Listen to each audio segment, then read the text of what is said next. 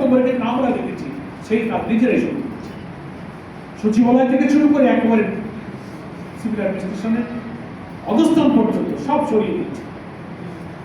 তো ফলে আমরা দেখছি যে শাসন ব্যবস্থার, রাষ্ট্র ব্যবস্থার কোনো গুণগত পরিবর্তন হয়নি। সে কারণে এর একমাত্র সমাধান হচ্ছে জুলাই সনদে যে সংস্কারের ব্যাপারে জাতি ঐক্যবদ্ধ হয়ে সম্মতি দিয়েছিল, সবাই সংস্কারের পক্ষে।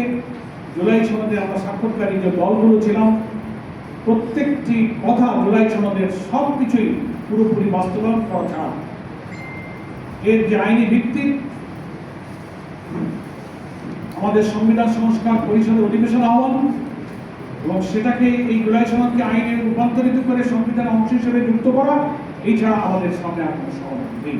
সেই জন্য সমাবেশ সাংবাদিক বন্ধুগণ, সেই গণভোটের গণরায় বাস্তবায়নের জন্য আমরা চলমান আন্দোলনকে এগিয়ে নিয়ে যাওয়ার জন্য আমরা পরবর্তী দফা কর্মসূচি আজকে ঘোষণা করছি, যা কিছুক্ষণ পূর্বে আমাদের শ্রদ্ধেয় শীর্ষ নেতৃবৃন্দ এই কর্মসূচির ব্যাপারে একমত পোষণ করেছেন। আমাদের এই আন্দোলন ইনশাআল্লাহ চলবে দফায় দফায়।